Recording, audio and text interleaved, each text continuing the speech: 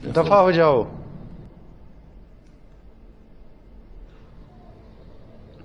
کم از کم میری آخری رات تو مجھے چین سے رہنے دو. اتنا سب کچھ کرنے کے بعد تمہیں اپنی آخری رات کے بارے میں نہیں سوچنا چاہیے، بلکہ تمہیں یہ سوچنا چاہیے کہ تم جہنم میں کس طرح کی اذیتیں جھیلو گے. اور آل صاحب، تمہیں ان معصوموں کے بارے میں سوچنا چاہیے جنہیں تم نے قتل کیا ہے، ان کے باپ اور بھائیوں، ان کے بیوی اور بچوں کے بارے میں.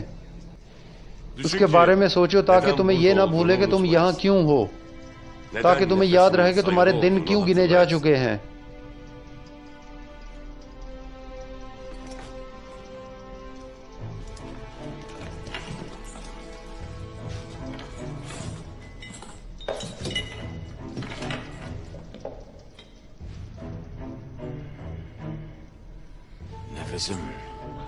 میں جانتا ہوں کہ میں کس وجہ سے مزید زندہ نہیں رہوں گا ارطغرل، کیونکہ میں نے تمہیں نہیں مارا. تمہارے بہتان لگانے کی وجہ سے. مجھے صحیح اور غلط کی اچھی سمجھ ہے، لیکن تمہارا کیا؟ اگر یہ ثابت ہو گیا کہ میں نے گورنر کو قتل نہیں کیا تھا، اور یہ کہ میں نے وہ کام نہیں کیے جن کا تم نے مجھ پر الزام لگایا تھا، تب تم کیا کرو گے؟ تم کیا کرو گے؟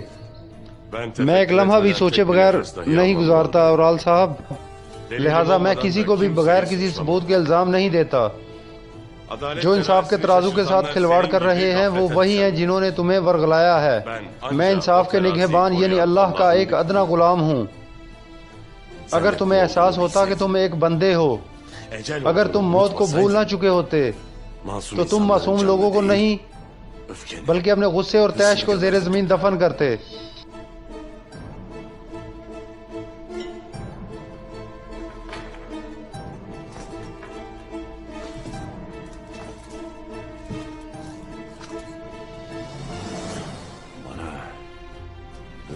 کیا تم مجھے یہاں نصیحت کرنے آئے ہو یا اپنی فتح کا جشن منانے؟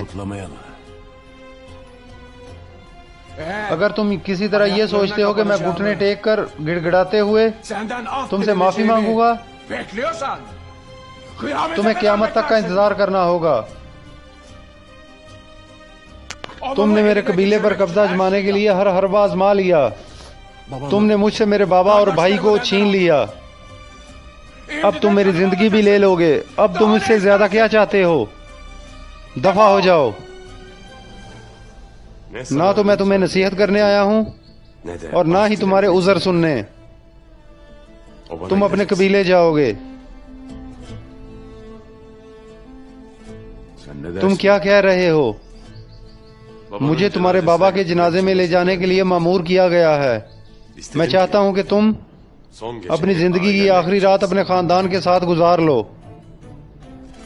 تو یہ تمہاری آخری خواہش کے طور پر پوری کی جائے گی. روشان،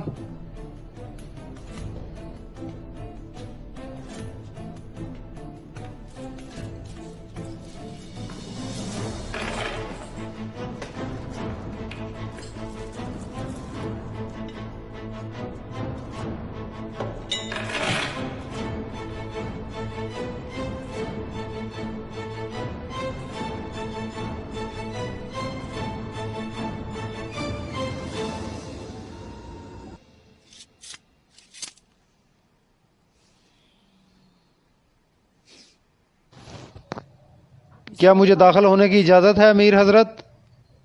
آ جاؤ اسلحان خاتون، اندر آ جاؤ. تمہیں یہاں آنے کی ہمیشہ اجازت ہے.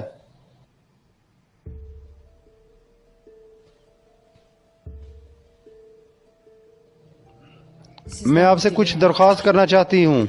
میں اپنے اختیار میں جو ہوا سب کچھ کروں گا، تم جانتی ہو.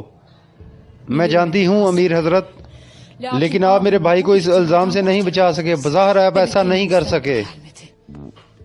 کم از کم اس کی کچھ قیمت تو وصول کریں. ارطغرل نے جو کیا ہے اسے اس کی سزا ضرور ملنی چاہیے.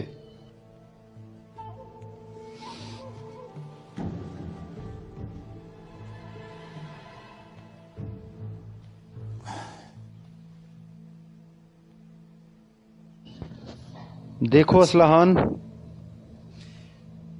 اگر ہم ایک عدل کرنے والا نظام اور ایک مضبوط ریاست چاہتے ہیں تو ہمیں اس زندگی میں کچھ حقائق کو مد نظر رکھنا ہوتا ہے۔ میرے پاس اورال کو بچانے کے لیے کوئی ثبوت نہیں ہے، اگر ہوتا تو میں اسے بچا لیتا۔ اب تم یہ چاہتی ہو کہ میں ارطغرل سے اس کا بدلہ لوں؟ ٹھیک ہے، میں بھی یہی چاہتا ہوں، لیکن یہ اتنا آسان نہیں۔ میں نے یہ محسوس کیا ہے کہ تمہارے بابا اور بھائی کے نقصان کی وجہ سے تمہارے